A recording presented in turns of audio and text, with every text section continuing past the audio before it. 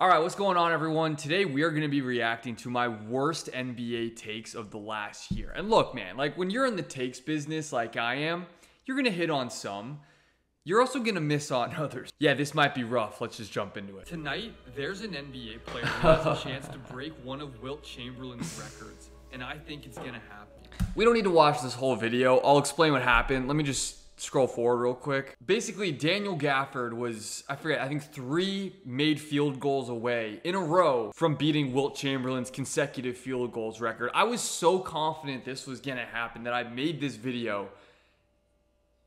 And then let me just show you what actually happened. And the little floater, no.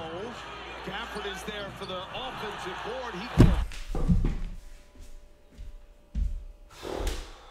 board. Brother, I'm still pissed. You have a Wilt Chamberlain record on the line. You're telling me you're shooting a double clutch contested layup over Chet Holmgren? My God, what are we doing? That's what makes this bad take so infuriating. There is no way that shot attempt should have ever gone up from Daniel Gafford. If I'm 3 shots away from a Wilt record, bro, the way I'm only shooting wide open fast break layups until I get that record, that's insane. Okay, here are my official standings predictions for this upcoming NBA. Oh God, I think I know where this is going. Look, I'm a Wizards fan. We're gonna suck. I think the Bulls could be competitive to begin the year, but I think by the deadline, they're gonna blow it up. Yeah, this is why this was included in this video. I really had the T-Wolves missing the playoffs last year, and they went to the Western Conference Final. Let's just see what I even had to say. Strong takes about everything. I have no clue what's gonna happen in the West. I mean, I can tell you that Cat and Gobert don't work together, and then Kawhi and Paul George. Let's just move on, man. Okay, so it all comes down to this. Happy NBA opening day, everybody. My official pick to win the 2024 NBA title. Here's the deal. I could take one of the 3 teams that everybody else is taking.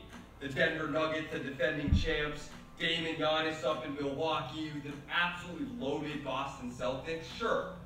But I actually have a different team that I like even more, featuring a player that everybody seems to have already written off. This year, it's time for the King to reclaim his throne. I got the Lakers winning the title. Yeah, I got nothing to say to that one. I was just trying to be different. You know what I mean? But the Lakers, I mean, come on, man. Okay, here are 5 under-the-radar moves from this year's NBA offseason that you might have missed. Number 1 is Javon Carter to the Chicago Bulls. Look, if I'm an opposing guard in the East, between these 4 guys, I would not be looking forward to facing this Bulls team. I really hyped up a Javon Carter, Lonzo Ball backcourt in 2024 for the Chicago Bulls. What am I doing, man? Okay, here are the 5 biggest storylines besides whatever Jimmy Butler is going for with this new hairstyle from NBA Media Day that you might have missed. So number 1, and yeah, this is the biggest storyline, James Harden didn't show up. We all know that a month ago he demanded a trade, and then Woj reported today that he's actually specifically asking for the Clippers. And then this was pretty funny. A reporter asked Jordan Poole, how green is your green light for the Wizards this year? And I guess he just smiled and said, as green as DC. I'm no better than the average guy, man. I was one of the people that thought Jordan Poole was going to average like 25 points a game this year for the Wizards. What did he finish with? 14? My man is dropping 30 a game this year. There you go. They're top 100 players in the NBA today. It's rough. So just jumping right into it, I'm not going to spend that much time on the top 10. We debated this all offseason. But I'm sorry, I'll be that guy. Shea at 8 over LeBron is absurd. It's not absurd anymore. Look, Shea proved it this year. I think going into last season, my Shea thing was people are acting like this guy's an MVP frontrunner when he's never even played in a playoff game as his team's best player. Now he has. And same thing here. I love Anthony Edwards as much as the next guy, but he's just not better than Dame or Donovan Mitchell. Oh man, that's Ant not better than Dame. That's bad. That's bad. I don't know, maybe ESPN is secretly a bunch of T-Wolves fans. Because Cat should not be over Sabonis, and Sabonis is also a center. These next 3 are really bad. Like, I have Kawhi top 10.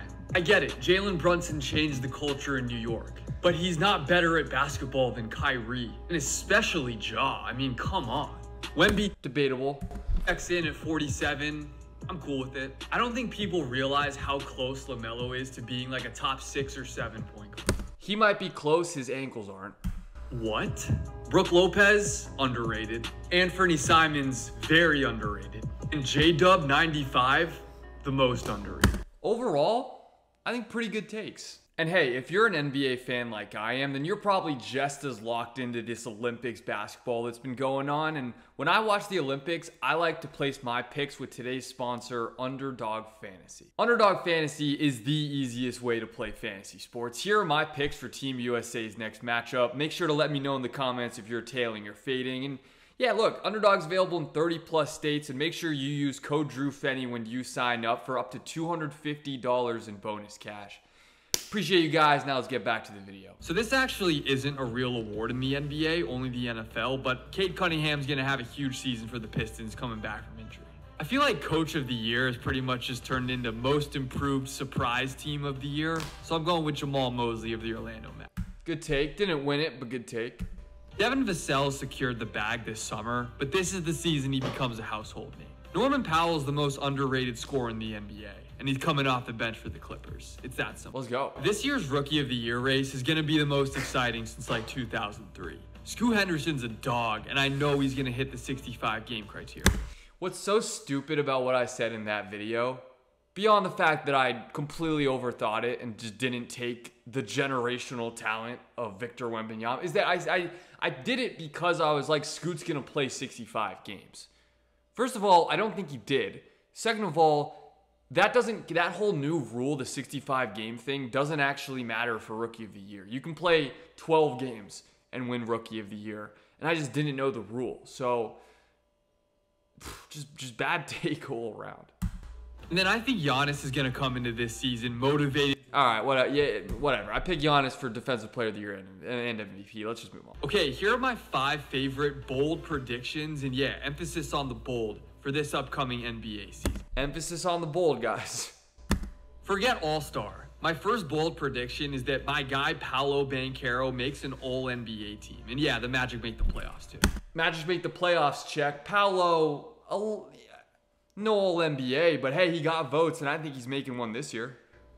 Number 2, whether it's because of injuries or style of play, it just doesn't work out with Chris Paul in Golden State. They end up trading him at the deadline to upgrade the roster. Good take. Another bold prediction I love. The 76ers missed the playoffs. Look, the James Harden thing's a mess, but if Joel Embiid were to get hurt or demand a trade, this roster is not good. For what it's worth, they were horrendous without Joel Embiid last year. So, not completely wrong.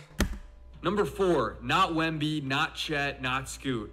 Amen Thompson wins Rookie of the Year. I might not even make a Rookie of the Year prediction this year. And number 5, LaMelo Ball leads the league in assists. Don't look now, but the Golden State Warriors might just be back. So it's certainly been a roller coaster. I feel like this is where you do editor's cut. They were not back. Of a season for Golden State, but this month they have the 2nd best record in the league. And in that stretch, they have a top 5 offense and a top 3 defense. The Dubs are clicking. So obviously, Steph. Here's what I don't like about my hot takes either. I have all this data and stats to back up what I say, and it just never matters. I mean, what else am I supposed to do? The Warriors were red hot, and then like a week later, they just went ice cold all over again. If you're looking for an NBA team that can win the title this season that nobody is talking.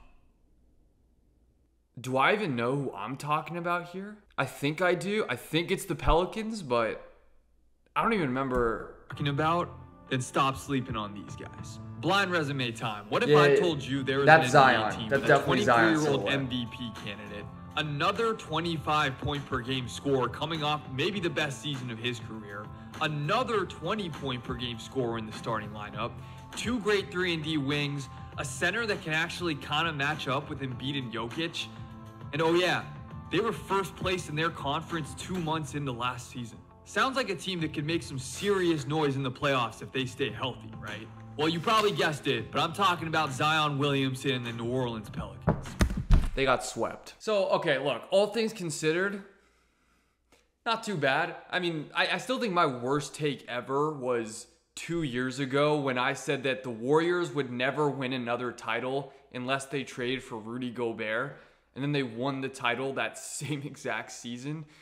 I don't think anything's ever going to beat that, but this is what happens when you give takes every day on YouTube. Look, man, thank you guys so much for watching this video. I hope you enjoyed it. Up next, I'm going to be reacting to my best takes, so be on the lookout later this week or next week for that video. And yeah, man, appreciate you guys staring with me even when I have maybe the worst takes on YouTube. See you guys later.